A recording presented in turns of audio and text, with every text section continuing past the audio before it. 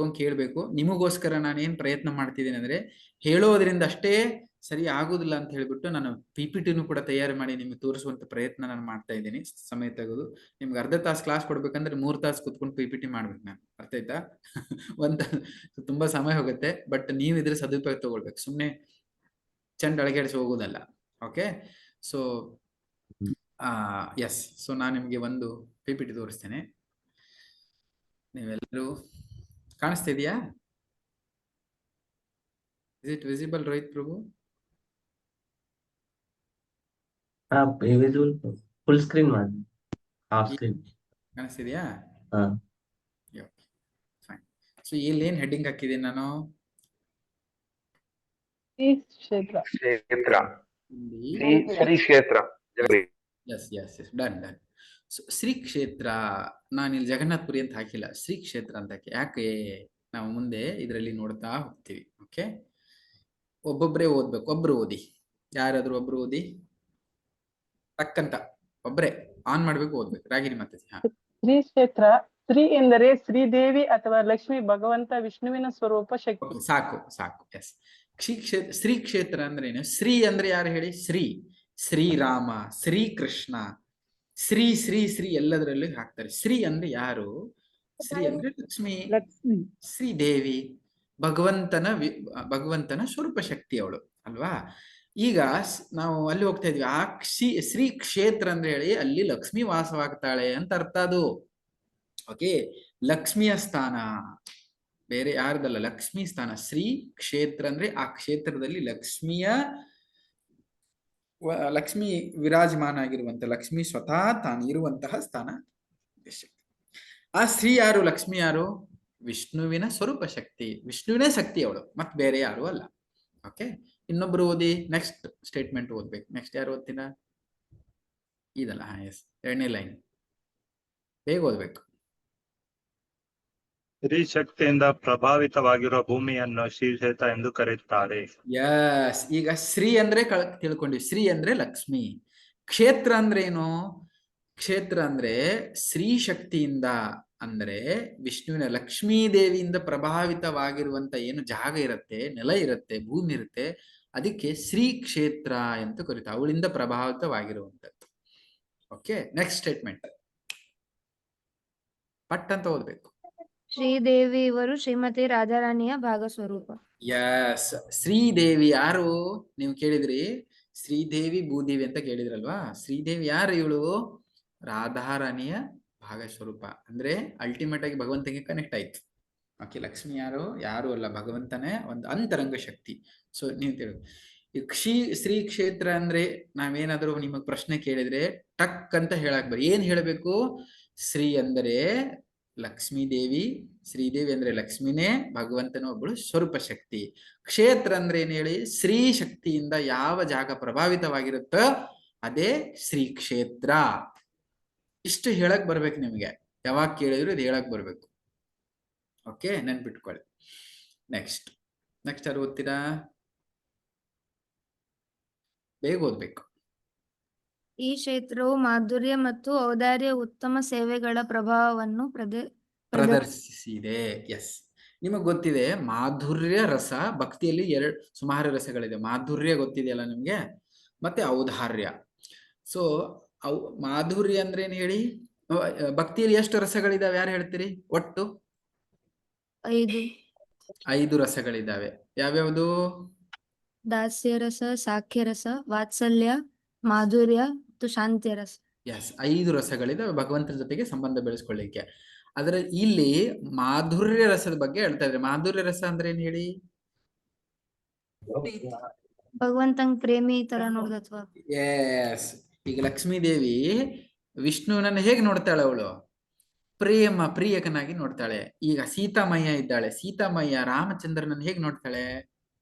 ಪ್ರಿಯತಮನಾಗಿ ನೋಡ್ತಾಳೆ. ಅದೇ ರೀತಿ ರಾಧಾರಾಣಿ ಹೇಗೆ ಕೃಷ್ಣನ್ ನೋಡ್ತಾಳೆ? ಪ್ರಿಯತಮನಾಗಿ. ಸೊ ಈ ಒಂದು ರಸ ಇದೆ ಅಲ್ವಾ, ಇದಕ್ಕೆ ಹೇಳ್ತಾರೆ ಮಾಧುರ್ಯ ರಸ. ಮತ್ತೆ ಇನ್ನೊಂದಿದೆ ಔದಾರ್ಯ ಅಂತಿದೆ. ಔದಾರ್ಯ ಏನದು? ಔದಾರ್ಯ ಅಂದ್ರೆ ಉದಾರವಾಗಿರುವಂಥದ್ದು. ಉದಾರವಾಗಿ ನಮ್ಮ ಮೇಲೆ ನಮ್ಮ ಯೋಗ್ಯತೆಯನ್ನ, ನಾವು ಯೋಗ್ಯರಿದೆಯೋ ಇಲ್ಲೋ ಪ್ರತಿಯೊಂದು ಪಾಯಿಂಟ್ ಕೇಳಿಸ್ಕೊಂಡು ನಾನು ಏನ್ ಹೇಳ್ತಾ ಇದ್ದೇನೆ, ನಾವು ಭಕ್ತಿ ಮಾಡ್ಲಿಕ್ಕೆ ಯೋಗ್ಯರಿದ್ದೇವೋ ಅಥವಾ ಇಲ್ಲೋ ಅದು ಯಾವುದನ್ನು ಪರಿಗಣಿಸದೆ, ನಮ್ಮ ಯೋಗ್ಯತೆಯನ್ನ ಪರಿಗಣಿಸದೆ ಅಯೋಗ್ಯರಿದ್ರೂ ಕೂಡ ನಮ್ಮ ಮೇಲೆ ಉದಾರವಾದಂತಹ ಕೃಪೆಯನ್ನ ಕೊಡುವಂಥದ್ದು ಯಾರು ಕೊಡ್ತಾರೆ ಅವ್ರಿಗೆ ಔದಾರ್ಯ ಅಂತ ಕರೀತಾರೆ. ಅಂಥದ್ದೊಂದು ದಾನ. ತುಂಬಾ ಉದಾರವಾಗಿರುವ ಭಗವಂತರಲ್ಲಿ ಉದಾರವಾಗಿರುವವರು ಯಾರು ಹೇಳಿ? ಚೈತನ್ಯ ಮಹಾಪ್ರಭು. ಯಸ್, ಕಲಿಯುಗದಲ್ಲಿ ಹರೇರ್ ನಾಮ ಹರೇರ್ ನಾಮ ಹರೇರ್ ನಾಮ ಇವ ಕೇವಲಂ ಕಲವು ನಾಸ್ತೇವ ಗತಿರನ್ಯತಾ. ಕಲಿಯುಗದಲ್ಲಿ ನಮ್ಮ ಪರಿಸ್ಥಿತಿ ಏನಾಗಿದೆ? ಜಗಳ, ಗದ್ದಲ, ಹೊಡೆದಾಟ, ಮನಸ್ಸು ಹೇಗಿದೆ ಎಲ್ಲರದು ಎಲ್ಲ ಮುರ್ಕೊಂಡು ಹೋಗಿದೆ. ಸೊ ಇಂತಹ ಪರಿಸ್ಥಿತಿ ಕಲಿಯುಗದಲ್ಲಿ ಕಲಿ ಅಂದ್ರೆ ಕಲಹದಲ್ಲಿ ಈ ಕಲಹನೇ ಎಲ್ಲ ಕಡೆ ಕಲಹ.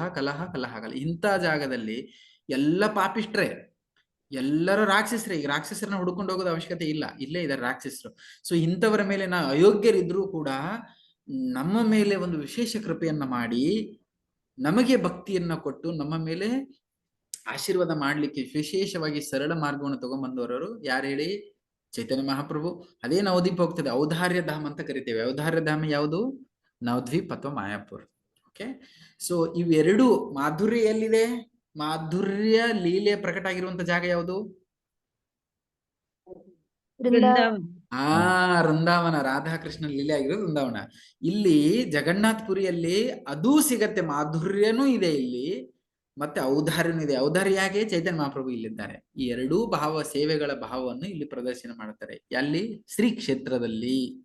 ಓಕೆ, ಇಲ್ಲಿ ಹೇಳ್ತಾರೆ, ಸ್ಕಂದ ಪುರಾಣದಲ್ಲಿ ಹೇಳ್ತಾರೆ, ಈ ಅತೀ ಸುಂದರವಾದ ಶ್ರೀ ಕ್ಷೇತ್ರವು 10 ಯೋಜನೆ ಅಂದ್ರೆ ಎಷ್ಟು ಕಿಲೋಮೀಟರ್ ಇದೆ? ಇಲ್ಲಿ ಎಷ್ಟು ಕಿಲೋಮೀಟರ್ ಅಂತ ತೋರಿಸ್ತಾರೆ ಕನ್ನಡದಲ್ಲಿ? 128 ಕಿಲೋಮೀಟರ್ ರೇಡಿಯಸ್ ವ್ಯಾಪಕವಾಗಿದೆ. ಶ್ರೀ ಕ್ಷೇತ್ರ ಅಂದ್ರೆ ಇದೆ 2 ಗುಂಟ ಜಾಗ ಅಲ್ಲ ಇದು. ನಮ್ ಲೆಕ್ಕ ಎಷ್ಟೇ ಇರುತ್ತೆ, 2 ಗುಂಟ 3 ಗುಂಟ 4 ಗುಂಟ. ಸೆನ್ಸಸ್ ಮತ್ತೇನೇನೋ ಕರೀತಾರೆ ಇಲ್ಲಿ, ಏನದು? 80 ಮೈಲಿ. 80 ಮೈಲಿ ಅಂದ್ರೆ ಈ ಶ್ರೀ ಕ್ಷೇತ್ರ ಎಷ್ಟು ಚಿಕ್ಕದಾಗಿದೆ ನೋಡಿ. ಎಷ್ಟು? 128 ಕಿಲೋಮೀಟರ್ ರೇಡಿಯಸ್ ಅಲ್ಲಿದೆ. ನಾವು 2 ದಿನದಲ್ಲಿ ಹೋಗಿ ನೋಡಕ್ಕಾಗತ್ತ ಅದನ್ನ? ಅರ್ಥ ಮಾಡ್ಕೊಳ್ಳಿ, ಅಷ್ಟು ದೊಡ್ಡ ವಿಶಾಲವಾಗಿರುವಂತ ಕ್ಷೇತ್ರ ಇದು. ಓಕೆ, ಎಲ್ಲಿದೆ ಇದು ಶ್ರೀ ಕ್ಷೇತ್ರ? ಓದಿ, ನೆಕ್ಸ್ಟ್ ಯಾರು ಓದ್ತೀರಿ ಕ್ವಿಕ್ ಆಗಿ? ಉತ್ಕಲ ಎನ್ನುವುದು ಒರಿಸ್ಸಾದ ಮತ್ತೊಂದು ಹೆಸರು. ಈ ಸ್ಥಳವನ್ನು ಉತ್ಕಲ ದೇಶ ಎಂದು ಕರೆಯಲ್ಪಟ್ಟಿದ್ದು, ಶಾಸ್ತ್ರಗಳಲ್ಲಿ ಉತ್ಕಲ ದೇಶವನ್ನು ಭೂಮಿಯ ಮೇಲೆ ಅತ್ಯಂತ ಪರಿಶುದ್ಧ ಸ್ಥಳವಾಗಿದ್ದಂತೆ ವರ್ಣಿಸಲಾಗಿದೆ. ಉತ್ಕರ್ಷ, ಉತ್ತಿಷ್ಟ, ಉತ್ತಮ ಅಂತ ಹೇಳ್ತೇವಲ್ವಾ, ಹಾಗೆ ಉತ್ತಮವಾದಂತ, ಅದಕ್ಕೆ ಉತ್ಕಳ ದೇಶ ಅಂತ ಕರೀತಾರೆ. ಯಾವುದಕ್ಕೆ? ಒರಿಸ್ಸಾಗೆ. ಓಕೆ, ಸೊ ಒರಿಸ್ಸಾಗೆ ಉತ್ಕಳ ದೇಶ. ಸೊ ಉತ್ಕಳ ದೇಶ ಶಾಸ್ತ್ರದಲ್ಲಿ ಇದಕ್ಕೆ ಅತ್ಯಂತ ಪರಿಶುದ್ಧ ಸ್ಥಾನ ಅಂತ ಕರಿತಾರೆ. ಯಾಕೆ? ಯಾಕಂದ್ರೆ ಶ್ರೀ ಕ್ಷೇತ್ರ ಇದೆ ಅಲ್ಲಿ, ಹಾಗಾಗಿ. ಓಕೆ, ಪರಿಶುದ್ಧ ಸ್ಥಾನ. ಮತ್ತೆ ಇಲ್ಲಿ ಹೇಳ್ತಾರೆ ಶಾಸ್ತ್ರದಲ್ಲಿ, ಶ್ಲೋಕ ಮಿಸ್ ಆಗಿದೆ, ವರ್ಷಾರಾಮ್ ಭಾರತ ಶ್ರೇಷ್ಠ ದೇಶಾನಾಂ ಉತ್ಕಳ ಸ್ಮೃತಃ. ಶ್ಲೋಕ ಹೇಳುತ್ತೆ, ನಾವು ಶ್ಲೋಕ ಹೇಳಲ್ಲ. ಏನ್ ಹೇಳ್ತಾರೆ ಇಲ್ಲಿ? ಎಲ್ಲಾ ವರ್ಷಗಳಲ್ಲಿ ಭಾರತ ವರ್ಷ ಉತ್ತಮವಾದಂಥದ್ದು, ಭಾರತ ದೇಶ ಅತಿ ಉತ್ತಮವಾದಂಥದ್ದು. ಎಲ್ಲಾ ದೇಶಗಳಲ್ಲಿ ಉತ್ಕಲ ಅಥವಾ ಒರಿಸ್ಸಾ, ಉತ್ಕಳ ದೇಶ ಉತ್ತಮವಾದಂಥದ್ದು. ಭೂಮಿ ಮೇಲೆ ಉತ್ಕಲ ದೇಶ, ಒರಿಸ್ಸಾ ಸಾಮಾನ್ಯವಾದ ಸ್ಥಳ ಅಲ್ಲ. ಈ ಉತ್ಕಳ ಅಂದ್ರೆ ನೆನ್ಪಿಟ್ಕೊಳ್ಳಿ, ಎಲ್ಲರ ತಲೆಯಲ್ಲಿ ನೆನಪಿರ್ಬೇಕು. ಉತ್ಕಳ ದೇಶ ಅಂದ್ರೆ ಇಮ್ಮಿಡಿಯೇಟ್ ಹೇಳ್ಬೇಕು. ಏನ್ ಹೇಳ್ಬೇಕು? ಉತ್ಕಳ ಅಂದ್ರೆ ಅಂತ ಕೇಳಿದ್ರೆ ಏನ್ ಹೇಳ್ತೀರಾ? ಉತ್ತಮವಾದಂಥದ್ದು, ಪರಿಶುದ್ಧವಾದಂಥದ್ದು. ಎಲ್ಲಿದೆ ಅಂತ ಕೇಳಿದ್ರೆ ಏನ್ ಹೇಳ್ತೀರಾ? ಒರಿಸ್ಸಾ. ಇಷ್ಟು ನೆನ್ಪಿಡ್ಬೇಕು. ಓಕೆ, ಈಗ ಈ ಉತ್ಕಳ ದೇಶ 4 ಭಾಗಗಳಾಗಿ ಮಾಡಿದ್ದಾರೆ. ಓಕೆ, ಏನೇನದು? 4 ಕ್ಷೇತ್ರಗಳು ಇಲ್ಲಿ ಒಳಗೊಂಡಿದೆ. ಯಾರು ಹೇಳ್ತೀರಿ? ಓದಿ, ಇಲ್ಲಿದೆ ಅಲ್ಲ. ಈ 4 ಕ್ಷೇತ್ರಗಳು ಶಂಖಕ್ಷೇತ್ರ ಪುರಿ, ಧರ್ಮಕ್ಷೇತ್ರ ಕೋನಾರ್ಕ್, ಮತ್ತೆ ಚಕ್ರಕ್ಷೇತ್ರ ಕ್ಷೇತ್ರ ಭುವನೇಶ್ವರ್, ಗದಾ ಕ್ಷೇತ್ರ ಜಜಪುರ್ ಎಂದು ಕರೆಯುತ್ತಾರೆ. ಈ 4 ಕ್ಷೇತ್ರಗಳು ಏನಿದಾವಂದ್ರೆ ಶಂಖ ಕ್ಷೇತ್ರ, ಪದ್ಮ, ಚಕ್ರ, ಗದಾ. ಈ ಶಂಖ, ಚಕ್ರ, ಗದಾ, ಪದ್ಮ ಏನವು? ಏನವು? ವಿಷ್ಣುವಿನ ಧಾರಣೆ ವಿಷ್ಣುವಿನ ಎಸ್, ವಿಷ್ಣುವಿನ ಶಸ್ತ್ರಗಳು, ಅಸ್ತ್ರಗಳು, ಕೈಯಲ್ಲಿರುವಂತ ಶಂಖ, ಚಕ್ರ, ಗದಾ, ಪದ್ಮವನ್ನು ಹಿಡ್ಕೊಂಡಿದೆ. ಸೊ ಈಗ ಶಂಖ ಚಕ್ರ ಯಾವ್ದು ಹೇಳಿ? ಜಗನ್ನಾಥಪುರಿ. ಪದ್ಮ ಕ್ಷೇತ್ರ ಯಾವುದು? ಕೋಣಾರ್ಕ್. ಕೋಣಾರ್ಕ್ ಕೇಳಿದ್ರ? ಸೂರ್ಯದೇವನ ದೇವಸ್ಥಾನ ಇದೆ. ಚಕ್ರ ಕ್ಷೇತ್ರ ಯಾವುದು? ಭುವನೇಶ್ವರ್, ಅಲ್ಲಿ ಹೋಗ್ತಾ ಇದೆ ನಾವು. ಗದಾ ಕ್ಷೇತ್ರ ಜಜಪುರ, ಅಲ್ಲೇ ಪಕ್ಕಕ್ಕಿದೆ. ಈ 4 ಕ್ಷೇತ್ರಗಳು ಏನಿದಾವೆ ಅಲ್ಲೇ ಇದ್ದಾವೆ ಶ್ರೀ ಕ್ಷೇತ್ರದಲ್ಲಿ. ಓಕೆ, ನಾವು ಇದರಲ್ಲಿ ಹೋಗ್ತಾ ಇದ್ದೇವೆ. ಶಂಖ ಚಕ್ರ, ಶಾಂಕ ಆಗಿದೆ, ಕನ್ನಡ ಸ್ವಲ್ಪ ಮಿಸ್ಟೇಕ್ ಇದೆ, ಕ್ಷಮಿಸಿ. ಶಂಖ ಚಕ್ರ, ಪದ್ಮ ಕ್ಷೇತ್ರ, ಚಕ್ರ ಕ್ಷೇತ್ರ, ಗದಾ ಕ್ಷೇತ್ರ. Okay, okay. ಅದರಲ್ಲಿ ಪುರಿ ಶಂಖ ಚಕ್ರ ಎಂಬ ಹೆಸರು ಪಡ್ಕೊಂಡಿದೆ. ಏಕಂದ್ರೆ ಯಾಕೆ ಅದು ಪುರಿ ಶಂಖ ಚಕ್ರ ಅಂತ ಕ್ಷೇತ್ರ ಅಂತ ಹೆಸರು ಪಡ್ಕೊಂಡಿದೆ? ಶಂಖಾಕಾರವಾಗಿರುವುದು. ಯಸ್, ಲಕ್ಷ್ಯಕ್ಕಿರ್ಲಿ ನಿಮಗೆ. ನಾವು ಜಗನ್ನಾಥಪುರಿಗೆ ಏನು ಹೋಗ್ತಾ ಇದ್ದೇವೆ, ಅದು ಶಂಖ ಆಕಾರದಲ್ಲಿದೆ. ಶಂಖ ನೋಡಿದ್ರಾ? ಎಷ್ಟು ಜನ ನೋಡಿದ್ರಿ ಶಂಖನ? ನೋಡಿದ್ರಾ? ಇವ್ರು ಪ್ರಭುಗಳು ಹೇಳ್ತಿರ್ತಾರೆ, ಡೈಲಿ ಅಡಿಗೆ ಮನೆಯಲ್ಲಿ ಶಂಖ ಊದ್ತಿರ್ತದೆ ಪ್ರೋಜಿ, ನೋಡಿದೀವಿ ಅದನ್ನ ಶಂಖ ಅಂತ. ಆ ಶಂಖನ ಮನೆಯಲ್ಲಿ ಶಂಖ ಊದ್ತಾ ಇರ್ತದೆ. ಅರ್ಥ ಆಗ್ಲಿಲ್ವಾ ನಿಮ್ಗೆ? ಮೊದಲು ಊದುವ ಶಂಖ ಅಲ್ಲ ಪ್ರಭುಜಿ. ಆ ಪೂಜೆ ಮಾಡುವಾಗ ಊದುವ ಶಂಖ ಅಲ್ಲ. ಅದು ಹೌದು. ನಾನೀಗ ಹೇಳಿದ್ ಯಾವ ಶಂಖ? ಇನ್ನೊಂದ್ ಶಂಖ ಅಂತ ಹೇಳಿದ್ನಲ್ಲ, ಯಾವ್ದದು? ಹೊನ್ನಾವರ ಗೊತ್ತಿಲ್ಲ. ಹೊನ್ನಾವರ ಶಂಖ. ಅಯ್ಯೋ, ಒಬ್ಬರಿಗೂ ಅರ್ಥ ಆಗಿಲ್ಲ ಅವರಿಗೆ. ಗಿರಿಜಾ ಮತ್ತೆ ಏನ್ ಹೇಳಿ? ಯಾವ ಶಂಖದ ಬಗ್ಗೆ ಹೇಳಿದ್ ನಾನು? ಶಂಖ ಅಂತೂ ದಾಟ್ಬೇಕು, ನದಿ ದಾಟ. ಮನೆಯಲ್ಲಿ ವೈದ್ಯರಲ್ಲ ಮನೆಯಲ್ಲಿ ಅಡಿಗೆ ಮನೆಯಲ್ಲಿ ವಟ ವಟ ವಟ ಅಂತ ಶಂಖ ಊದ್ತಾ ಇರ್ತದೆ. ಅದು ಹೇಳಿದ್ ನಾನು ನಿಮ್ ತಲೆಯಲ್ಲಿ. ಮನೆಯಲ್ಲಿ ಶಂಖ ಊದಲ್ವಾ? ಪಾತ್ರೆಗಳು ಶಬ್ದ ಆಗ್ತಿರ್ತವೆ. ಸೊ ಅದು ಒಂದು ರೀತಿಯ ಶಂಖ. ಆ ಶಂಖ ಅನ್ಕೋಬೇಡಿ. ಓಕೆ, ಇದು ಬೇರೆ ಶಂಖ. ವಾದ್ಯ ಸಹಿತ ಶಂಖ ಅದು. ನೋಡಿ, ಅಡಿಗೆ ಮನೆಯದು. ಎಸ್. ಓಕೆ, ಸೊ 5 ಕ್ರೋಶ ಪ್ರದೇಶ ಹೊಂದಿದೆ.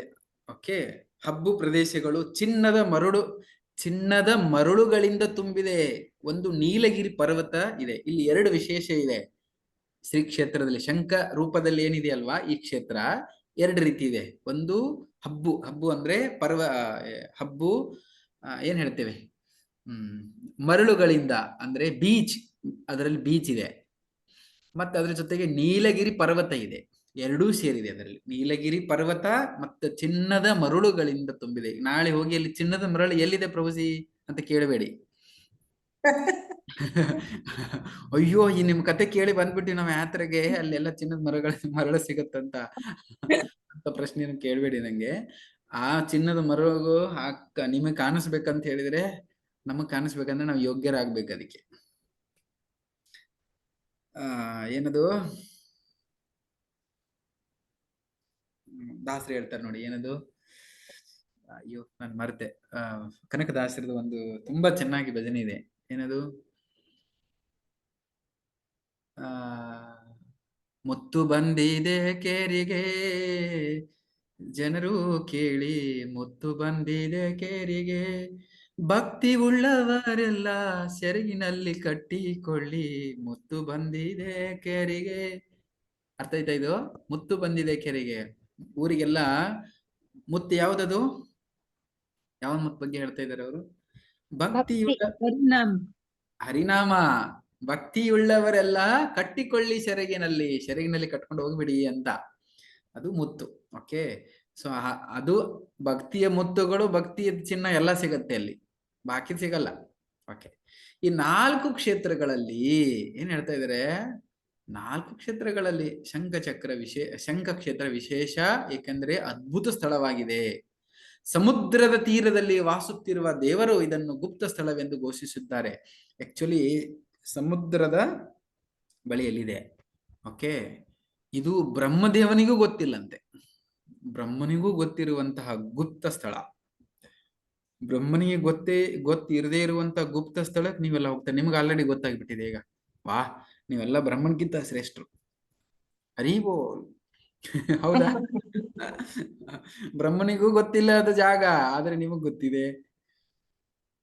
ಅಂದ್ರೆ ಭಕ್ತರಿಗೆ ಅತಿ ಸರಳವಾಗಿ ದೊರಕುತ್ತೆ ಜಾಗ, ಎಲ್ಲರಿಗೂ ದೊರಕಾಗಲ್ಲ. ಓಕೆ, ನೆಕ್ಸ್ಟ್ ಹೇಳ್ತಾರೆ. ಇಲ್ಲಿ ನೋಡಿ, ಈ ಚಿತ್ರವನ್ನು ಎಲ್ಲರೂ ಚೆನ್ನಾಗಿ ಗಮನಿಸಿ.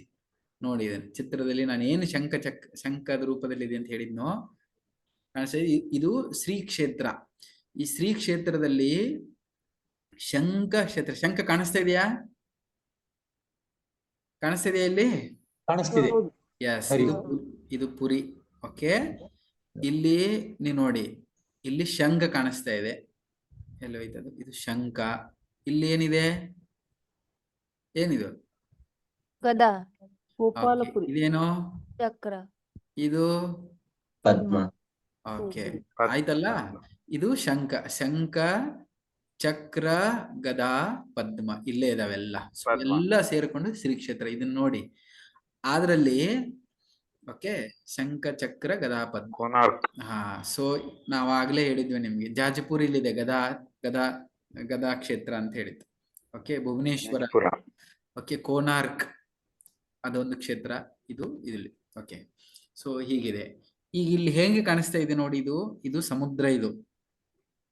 ಇದು ಸಮುದ್ರ ದಡ. ಇದರಲ್ಲಿ ಶಂಖ ಎಲ್ಲಿದೆ? ಶಂಖದು ಈಗ ಪುರಿಯಲ್ಲಿ. ಸಾಕ್ಷಿ ಗೋಪಾಲ್ಪುರಿ. ಓಕೆ, ಅರ್ಧ ಸಮುದ್ರದಲ್ಲಿದೆ, ಅರ್ಧ ಶಂಖ ಕ್ಷೇತ್ರದಲ್ಲಿ ಪುರಿ ಇದೆ, ಪುರಿಯಲ್ಲಿ ಶಂಖ ಇಲ್ಲ. ಓಕೆ, ಏನ್ ಹೇಳ್ತಿದ್ರಿ? ಓಕೆ ರೋಹಿತ್ ಪ್ರಭು ಹೇಳಿ.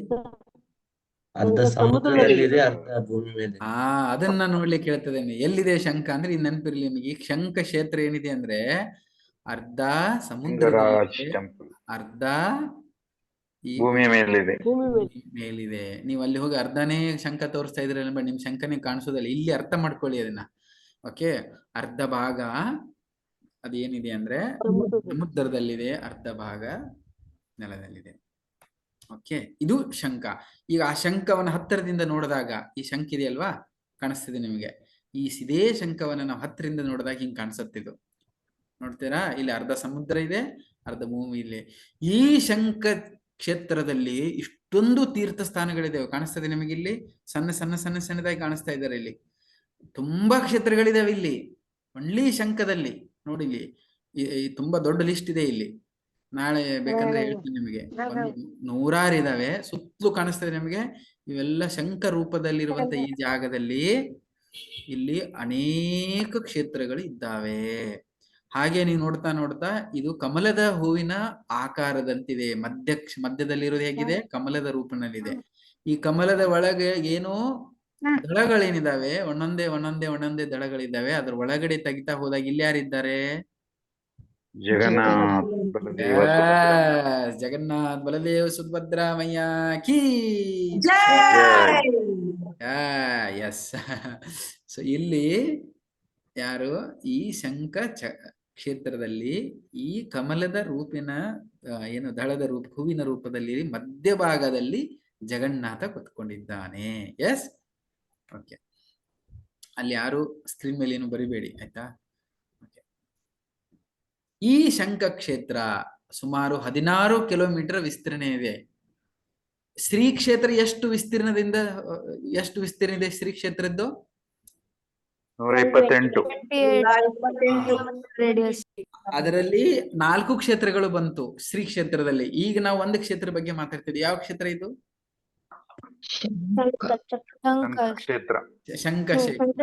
ಶಂಖ ಕ್ಷೇತ್ರ ಎಷ್ಟು ಕಿಲೋಮೀಟರ್ ವಿಸ್ತೀರ್ಣದಲ್ಲಿದೆ? 16 ಕಿಲೋಮೀಟರ್. ಯಸ್, ನೆನ್ಪಿರ್ಬೇಕು ನಿಮಗೆ. ನೀವು ಮತ್ತೆ ಶ್ರೀ ಕ್ಷೇತ್ರ 16 ಕಿಲೋಮೀಟರ್ ಅಂತ ಹೇಳುವಂಗಿಲ್ಲ. ಇದೆಲ್ಲ ಇದೇ ಪಾಯಿಂಟ್ ನಿಮ್ಗೆಲ್ಲ ನಾವು ರಸಪ್ರಶ್ನೆಯಲ್ಲಿ ಕೇಳ್ತೀವಿ. ಇದೆಲ್ಲ ನೆನ್ಪಿರ್ಬೇಕು. ಇದು ಎಲ್ಲ ಕ್ಷೇತ್ರಗಳಲ್ಲಿ ಇದು ಅತ್ಯುತ್ತಮವಾದಂಥದ್ದು. 4 ಕ್ಷೇತ್ರಗಳಿದ್ದಾವೆ, 4 ಸ್ಪೆಷಲ್, 4ರಲ್ಲಿ ಇದು ಸ್ಪೆಷಲ್. ಓಕೆ, ಈ ಸ್ಥಳವು ಬಂಗಾರದ ಮರಳಿನಿಂದ ಸುತ್ತಲ್ಪಟ್ಟಿದ್ದು ನೀಲಿ ಪರ್ವತದಿಂದ ಅಲಂಕೃತವಾಗಿದೆ. ಈ ಕ್ಷೇತ್ರ 4 ಕ್ಷೇತ್ರಗಳಲ್ಲಿ ಈ ಕ್ಷೇತ್ರ ಯಾಕೆ ಸ್ಪೆಷಲ್ ಇದೆ? ಯಾರು ಹೇಳ್ತೀರಿ? ಏನ್ ಕಾರಣ ಅದಕ್ಕೆ? ಜಗನ್ನಾಥ್ ಬಲದೇವ ಸುಭದ್ರಮಯ್ಯ ಇದ್ದಾರಲ್ಲ. ಯಸ್, ಜಗನ್ನಾಥ್ ಬಲದೇವ್ ಸುಭದ್ರಾಮಯ್ಯ 3 ಇದ್ದಾರೆ. ಅದಕ್ಕೆ ಇಲ್ಲಿ ಹೇಳ್ತಾರೆ, ಇಲ್ಲಿ ಸ್ವಯಂ ನಾರಾಯಣ ವಿವೇಶ್ವರ ರೂಪದಲ್ಲಿ ವಾಸಿಸುತ್ತಾನೆ ಅಂದ್ರೆ ಜಗನ್ನಾಥ ರೂಪದಲ್ಲಿ. ಭಗವಾನ್ ಹರಿ ಎಂದಿಗೂ ಈ ಸ್ಥಳವನ್ನು ಬಿಡುವುದಿಲ್ಲ. ಸ್ಕಂದ ಪುರಾಣದಲ್ಲಿ ಹೇಳ್ತಾರೆ, ಸತ್ಯಂ ಸತ್ಯಂ ಪುನಃ ಸತ್ಯಂ ಸತ್ಯಂ ಏತದ್ ಬ್ರಹೀಮಿ ತೇ ಪ್ರಸಾದಂ ಏತಸ್ಥಳಂ ನ ಯಾಚಾಮಿ ಕದಾಚನ್. ಭಗವಂತ ಏನ್ ಹೇಳ್ತಾನೆ, ಮ್ಯೂಟ್ ಮಾಡಿ. ಓಕೆ, ಏನ್ ಹೇಳ್ತಾರಂದ್ರೆ, ನಾನು 3 ಬಾರಿ ಸತ್ಯವನ್ನು ಹೇಳ್ತೀನಿ. ಸತ್ಯಂ ಸತ್ಯಂ ಪುನಃ ಸತ್ಯಂ. ಭಗವಂತ ಹೇಳ್ತಿದ್ದಾನೆ. ಏನ್ ಹೇಳ್ತಿದ್ದಾನಂದ್ರೆ, ಸತ್ಯವಾಗಿ ಹೇಳ್ತಿದ್ದೀನಿ, ಸತ್ಯವಾಗಿ ಹೇಳ್ತಿದ್ದೇನೆ.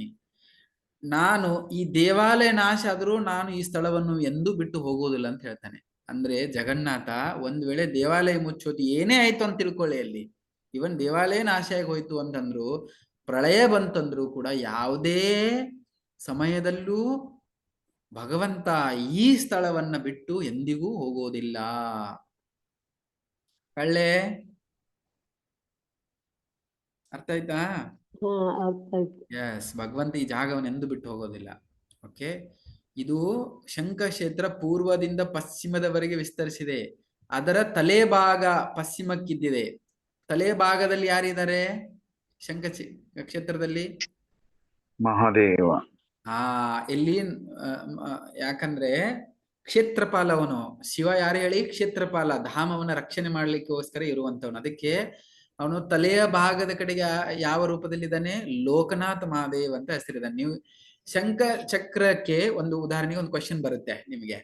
ಶಂಖ ಚಕ್ರದ 4 ಭಾಗದಲ್ಲಿರುವಂತಹ 4 ಶಿವನ ಹೆಸರುಗಳನ್ನ ತಿಳಿಸಿ ಅಂತ ಹೇಳಿದ್ರೆ 4 ಹೇಳಬೇಕು. ಯಾವ್ಯಾವ ದಿಕ್ಕಿಗೆ ಯಾವ್ಯಾವ ಹೆಸರಿನಲ್ಲಿ ಶಿವ ಇದ್ದಾನೆ ಅಂತ. ಓಕೆ, ನೋಡಿ, ಪ್ರಶ್ನೆಯನ್ನು ನಾನೇ ಹೇಳ್ತಾ ಇದ್ದೀನಿ, ಉತ್ತರ ನಾನೇ ಹೇಳ್ತಾ ಇದ್ದೀನಿ. ಇವತ್ತು ನೀವು ಹೇಳಕ್ ಗೊತ್ತಿರ್ಬೇಕು. ಏನದು? ಪಶ್ಚಿಮ ಭಾಗದಲ್ಲಿ ಯಾರಿದ್ದಾರೆ? ಲೋಕನಾಥ್. ಲೋಕನಾಥ್ ಮಹಾದೇವ. ಬರೀ ಲೋಕನಾಥ್ ಅನ್ನೋದಿಲ್ಲ, ಲೋಕನಾಥ್ ಮಹಾದೇವ. ಪೂರ್ವ ಭಾಗದಲ್ಲಿ ಯಾರಿದ್ದಾರೆ? ನೀಲಕಂಠ ಮಹಾದೇವ. ನೀಲಕಂಠ ಮಹಾದೇವ. ಮಧ್ಯ ಭಾಗದಲ್ಲಿ ಯಾರಿದ್ದಾರೆ? ಬಟ್ಟೆ ಭಾಗ. ಅಲ್ಲಿ ಯಾರಿದ್ದಾರೆ? ಒಳಗೆ ಜಗನ್ನಾಥ್. ಒಳಗೆ ಜಗನ್ನಾಥ್ ಇದ್ದಾನೆ. ಓಕೆ, ನೀಲಕಂಠೇಶ್ವರ ಮುಂದೆ ಬರುತ್ತೆ. ಓಕೆ, ಶಂಖದ ತುದಿ ಭಾಗದಲ್ಲಿ ಯಾರಿದ್ದಾರೆ? ನೀಲಕಂಠೇಶ್ವರ ಮಹಾದೇವ. ಬ್ರಹ್ಮಗಿರಿ. ಎಸ್, ನೀಲಕಂಠೇಶ್ವರ ಮಹಾದೇವ. ಸೊ ನೀಲಕಂಠೇಶ್ವರ.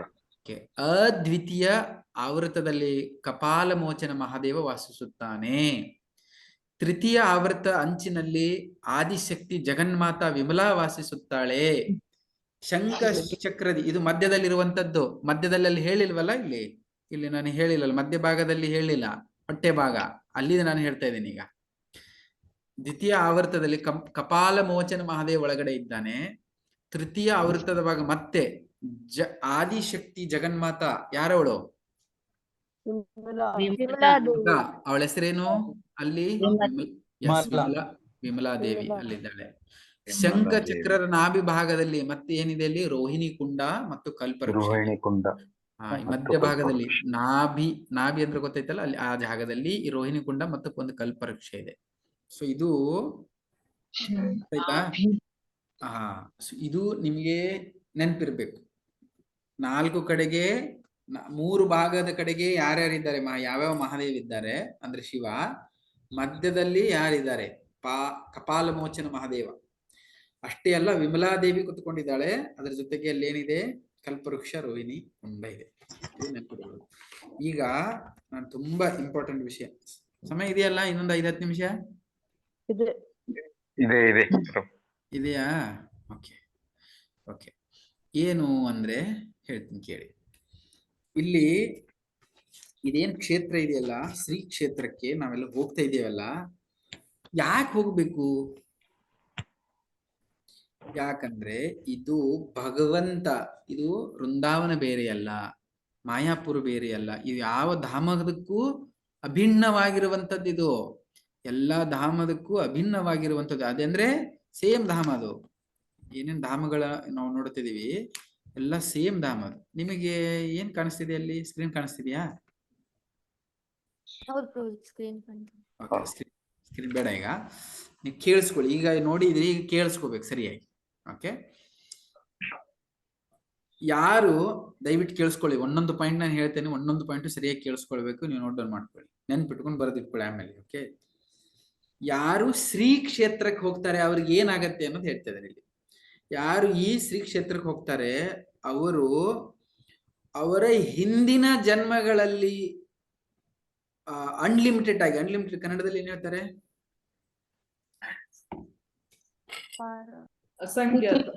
ಮಿತಿ ಇಲ್ಲದ್ದು ಪ್ರಭು. ಮಿತಿ ಇಲ್ಲದೇನೆ ಮಾಡಿರುವಂತ ಎಷ್ಟು ಪಾಪಗಳನ್ನು ಹಿಂದಿನ ಜನ್ಮದಲ್ಲಿ ಮಾಡಿದ್ದಾರೆ ಜನರು, ಅವು ಎಲ್ಲಾ ಪಾಪಗಳಿಂದ ಅವರು ಇಲ್ಲಿ ಮುಕ್ತರಾಗ್ತಾರೆ. ಅವರು ಎಲ್ಲಾ ಪಾಪಗಳು ತೊಳ್ಕೊಂಡು ಹೋಗ್ತದೆ ಈ ಶ್ರೀ ಕ್ಷೇತ್ರಕ್ಕೆ ಹೋಗೋದ್ರಿಂದ. ಇದು ಮೊದಲನೆಯದ್ದು. ಯಾಕೆ ಹೋಗ್ಬೇಕು ನಾವು?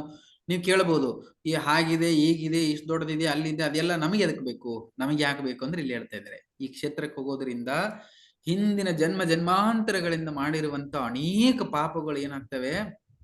ತೊಳ್ಕೊಂಡು ಹೋಗ್ತವೆ. ನೆಕ್ಸ್ಟ್ ಏನ್ ಹೇಳ್ತಾರಂದ್ರೆ, ಈ ಕ್ಷೇತ್ರ ಏನಿದೆ, ಯಾವ ಒಬ್ಬ ವ್ಯಕ್ತಿಗೆ ಒಂದು 2 ಕಾಲು ಸಿಕ್ಕಾದ ಮೇಲೆ, ನಿಮ್ಗೆಲ್ಲ ಎಷ್ಟೆಷ್ಟು ಕಾಲು ಇದಾವೆ?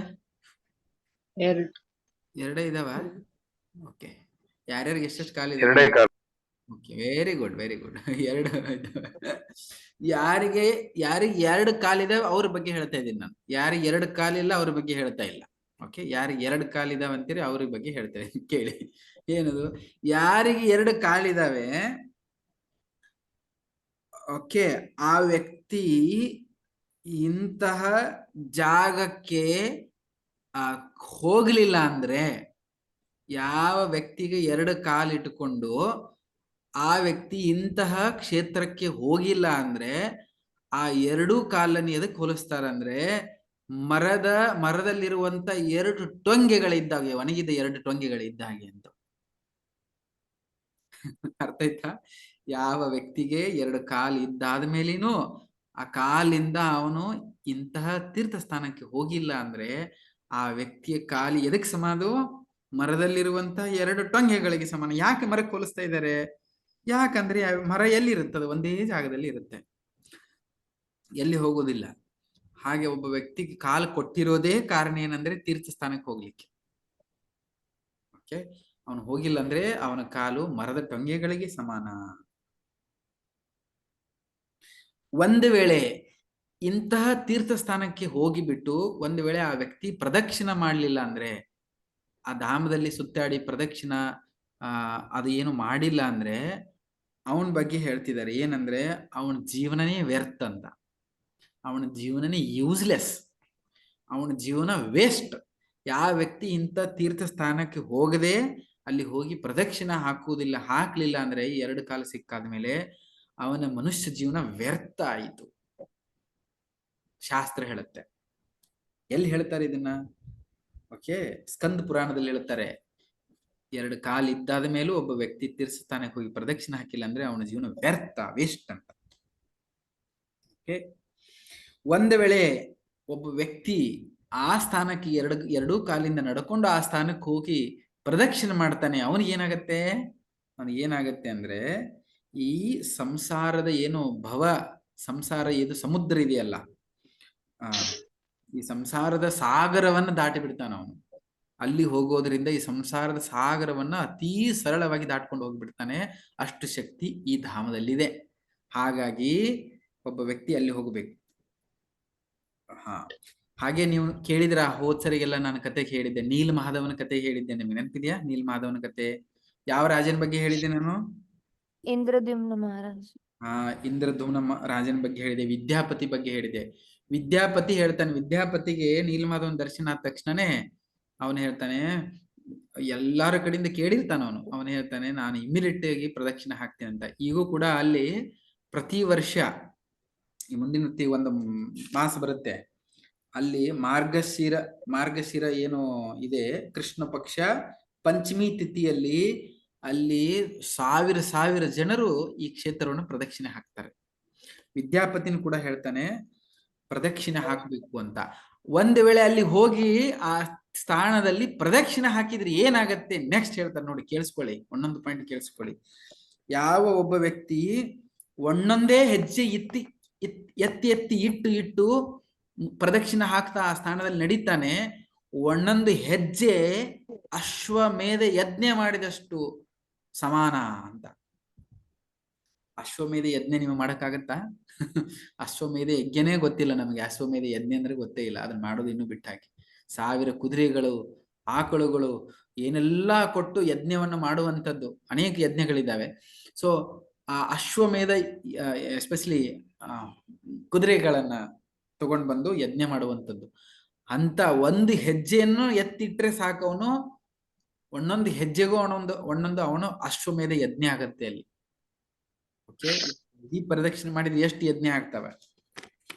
Next benefit. ಓಕೆ, ಒಬ್ಬ ವ್ಯಕ್ತಿ ಇಂಥ ಅವಕಾಶ ಇದ್ದಾಗ, ಇನ್ನೊಂದು ಕೇಳ್ತೀನಿ, ಒಂದ್ ವೇಳೆ ಸುಮಾರು ಜನ ಅಲ್ಲಿ ಹೋಗ್ತಾರೆ, ಈಗ ಅಲ್ಲಿ ನಮಗೆಲ್ಲ ತೀರ್ಥ ಸ್ಥಾನಕ್ಕೆ ಹೋಗುದು ಅವಕಾಶ ಇದೆಯಲ್ವಾ? ಅವಕಾಶ ಇದೆ, ನಮಗ್ ಹೋಗ್ಲಿಕ್ಕೆ ಅವಕಾಶ ಕೊಟ್ಟಿದ್ದಾನೆ ದೇವರು. ಓಕೆ, ಒಂದ್ ಸ್ವಲ್ಪ ಜನ ಅಲ್ಲಿ ಹೋಗಿದ್ದಾರೆ, ಅವರು ಅಲ್ಲಿ ಹೋಗ್ಲಿಕ್ಕೆ ಇಚ್ಛೆ ಹೋಗ್ಲಿಕ್ಕೆ ಎಲ್ಲಾ ಅವಕಾಶ ಇದ್ರು ಕೂಡ ಅಲ್ಲಿ ಹೋಗದೆ ಇರೋದಕ್ಕೆ ಕಾರಣ ಹೇಳ್ಕೊಂಡು ಅವ್ರು ಏನು ಇಚ್ಛೆ ಪಡುವುದಿಲ್ಲ. ಅಂದ್ರೆ ಆ ಸ್ಥಾನಕ್ಕೆ ಯಾವುದೇ ಕಾರಣದಿಂದ ಅವರು ಇಚ್ಛೆ ಪಡುವುದಿಲ್ಲ, ಹೋಗ್ಲಿಕ್ಕೆ ಇಚ್ಛೆ ಇಲ್ಲ ಅಂದ್ರೆ, ಅಥವಾ ಆ ಸ್ಥಾನದಲ್ಲಿ ಹೋಗಿನೂ ಆದ್ಮೇಲೆ ನಾವು ವಾಪಸ್ ಹೋಗ್ಬೇಕು ಅಂತ ಯಾರು ಅಂತಾರೆ, ಅವ್ರಿಗೆ ಏನಾಗತ್ತೆ ಹೇಳ್ತೀನಿ ಕೇಳಿ. ಅವರು ಏನದು ಒಂದು ಶಬ್ದ ಇದೆ ಭಗವದ್ಗೀತೆಯಲ್ಲಿ, ಶ್ರಮ ಏವ ಹಿ ಕೇವಲಂ, ಶ್ರಮ ಏವ ಹಿ ಕೇವಲಂ. ಅವನು ಆ ವ್ಯಕ್ತಿ ಸುಮ್ಮನೆ ಓಡಾಡ್ಕೊಂಡು ಕೆಲಸ ಮಾಡ್ತಿದ್ದಾನೆ, ಅವನು ಯಾವುದು ಒಂದು ಪ್ರಾಫಿಟ್ ಅವನ ಜೀವನದಲ್ಲಿ ಯಾವುದು ಸಿಗಲ್ಲ ಅವನಿಗೆ. ಯಾಕಂದ್ರೆ ಸುಮ್ಮನೆ ಡಾಂಕಿ ಅಂದ್ರೆ ಏನ್ ಅರ್ಥ? ಒಂದು ಡಾಂಕಿ ಅಂದ್ರೆ ಏನು? ಕತ್ತೆ. ಎಸ್, ಕತ್ತೆ ಜೀವನ ಅಂತ ಕರೀತಾರೆ. ಅವನಿಗೆ ಯಾವ ವ್ಯಕ್ತಿಗೆ ಹೋಗಕ್ಕೆ ಇಚ್ಛೆ ಇಲ್ಲ, ಅದ್ರ ಹೋಗ್ಲಿಕ್ಕೆ ಅವಕಾಶ ಇದ್ರು ಆ ವ್ಯಕ್ತಿ ಕತ್ತೆ ಜೀವನ ಅಂತ ಹೇಳ್ತಾರೆ. ಓಕೆ, ಮಾರ್ಗದರ್ಶಲ್ಲಿ ಪ್ರದಕ್ಷಿಣೆ ಮಾಡ್ತಾರೆ, ಅಲ್ಲಿ ಸೀಕ್ವೆನ್ಸ್ ಇದೆ, ಹೇಗೆ ಹೋಗಿ ನಾವು ಅಲ್ಲಿ ಸುಮಾರು ಸ್ಥಾನಗಳಿದಾವೆ. ಅಲ್ಲಿ ವಸುದೇವನ ದರ್ಶನ ತಗೊಳ್ಬೇಕು, ಗಣೇಶನ ಪ್ರಾರ್ಥನೆ ಮಾಡ್ಬೇಕು, ಆಮೇಲೆ ಮಂಗಳಾದೇವಿ ಹತ್ರ ಹೋಗ್ಬೇಕು, ಅಲ್ಲಿಂದ ಕಲ್ಪವಟ ಇದೆ, ಆಮೇಲೆ ಕ್ಷೇತ್ರಪಾಲ ಶಿವನ ದರ್ಶನ ಪಡ್ಕೊಳ್ಬೇಕು, ವಿಮಲಾದೇವಿ ಹತ್ರ ಹೋಗ್ಬೇಕು, ಪಾತಾಳೇಶ್ವರನ ಹತ್ರ ದರ್ಶನ ಮಾಡ್ಕೊಳ್ಬೇಕು. ಹೀಗೆ ಅನೇಕ ಸ್ಟೆಪ್ಸ್ ಇದಾವೆ ಅಲ್ಲಿ ಹೋದಾದ್ಮೇಲೆ ನಾವು ಹೇಗೆ ಪ್ರಾರಂಭ ಮಾಡಬೇಕು, ನಾವು ಪ್ರದಕ್ಷಿಣೆ ಹೇಗೆ ಪ್ರಾರಂಭ ಮಾಡಬೇಕು ಅಂತ.